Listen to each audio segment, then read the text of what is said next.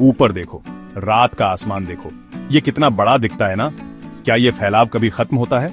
ये एक बहुत पुराना इंसानी सवाल है। लोग हमेशा ऊपर देखकर सोचते आए हैं, हम इतने सारे तारों के नीचे कितना छोटा महसूस करते हैं। ये गहरा अंधेरा दूर तक फैला हुआ है, जैसे कभी खत्म ही नहीं होगा। क्या ये सच में अनंत है? ये अंतरिक्ष जो हमारी आंखें देखती हैं वो तो बस एक छोटा सा हिस्सा है। सोचो, एक बहुत बड़े बीच पर रेत का एक दाना, वो दाना अर्थ से हमारे लिमिटेड व्यू को दिखाता है। पूरा बीच असली यूनिवर्स को दिखाता है। हर तारा जो तुम देखते हो वो एक दूर का सूरज है। बहुत सारे तो हमारे सूरज से भी कहीं ज्यादा बड़े और चमकदार हैं। वो हमसे इतनी दूर हैं कि हम सोच भी नहीं सकते। हमारा दिमाग इतनी बड़ी चीजों को मुश्किल से ही समझ पाता है। एंशिएंट सिविलाइजेशंस ने तारों में बड़ी बड़ी कहानियां देखी। उन्होंने तारों को जोड़कर कॉन्स्टेलेशंस बनाए। उन्होंने आसमान के हिसाब से बड़े बड़े मॉन्यूमेंट बनाए। वो दिल से समझते थे कि स्पेस बहुत इंपॉर्टेंट है। उनके साइंटिफिक टूल्स आज के मुकाबले बहुत सिंपल थे, फिर भी उनकी प्रोफाउंड क्यूरियोसिटी बहुत गहरी और जबरदस्त थी। उन्होंने बुनियादी सवाल पूछे, वहां बाहर क्या है? ये आसमानी समंदर आखिर कहां तक जाता है? तो चलो हम सब मिलकर एक मेंटल जर्नी पर चलते हैं। चलो कॉस्मिक स्पेस के इस बड़े आइडिया को एक्सप्लोर करते हैं। हम सिर्फ चमकते हुए तारों को ही नहीं देखेंगे, बल्कि उनके बीच के गहरे अंधेरे को भी। हम इसकी असली चौंका देने वाली स्केल को समझना चाहते हैं। क्या स्पेस पर लिमिट का कॉन्सेप्ट लागू भी होता है? अपने दिमाग को कुछ बहुत बड़े विशाल आइडियाज के लिए तैयार कर लो। कॉस्मोस अपनी पूरी शान के साथ हमारे एक्सप्लोरेशन का इंतजार कर रहा है। साइंटिस्ट ऑब्जर्वेबल यूनिवर्स की बात करते हैं। इस टर्म का हमारे लिए आखिर मतलब क्या है? ये स्पेस का वो हिस्सा है जिसे हम अभी देख सकते हैं। ये लिमिट इसलिए है क्योंकि लाइट एक फिनाइट स्पीड से चलती है। लाइट, जो सबसे तेज चीज हम जानते हैं, उसे भी टाइम लगता है। उसे कॉस्मिक डिस्टेंसेस पार करने में टाइम लगता है। तो हम सिर्फ उन्हीं चीजों को देख सकते हैं जिनकी लाइट हम तक पहुंची है। ये हमारे चारों ओर एक तरह का बबल बना देता है। ये कॉस्मिक स्पीड लिमिट एक और अमेजिंग आइडिया की तरफ ले जाता है। जब हम स्पेस में बहुत दूर की चीजों को देखते हैं तो हम टाइम में भी बहुत पीछे देख रहे होते हैं। 1 बिलियन लाइट ईयर्स दूर गैलेक्सी से आने वाली लाइट ने अपना सफर 1 बिलियन साल पहले शुरू किया था। हम उस गैलेक्सी को वैसा देखते हैं जैसी वो तब थी, अब नहीं। हमारे यूनिवर्स की भी एक एज है। ये लगभग 13.8 बिलियन साल पुराना है। एक चीज है जिसे कॉस्मिक माइक्रोवेव बैकग्राउंड कहते हैं। इसे यूनिवर्स की बेबी पिक्चर समझो। ये हल्की लाइट है, एक ग्लो जो हर दिशा से आती है। ये रेडिएशन बिग बैंग की बची हुई चमक है।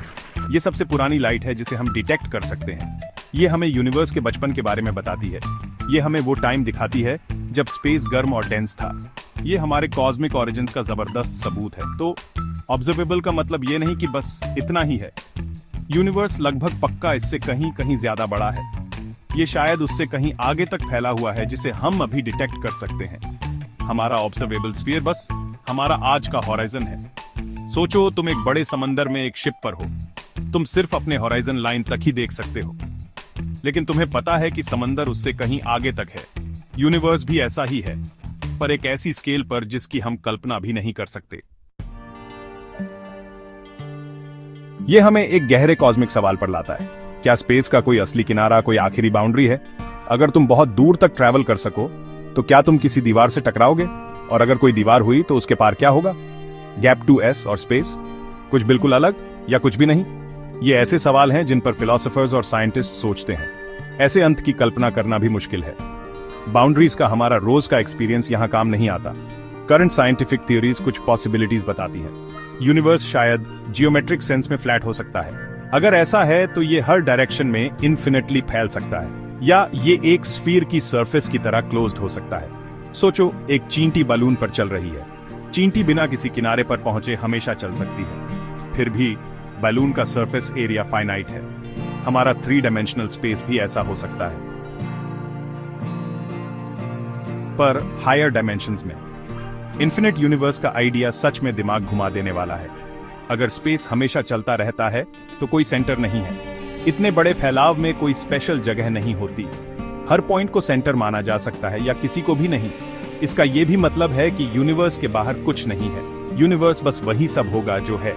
ये हमारी इंट्यूशन को चैलेंज करता है, जो फाइनाइट एक्सपीरियंसेस पर बनी है। इसके लिए कॉस्मिक इमेजिनेशन की एक बड़ी छलांग चाहिए।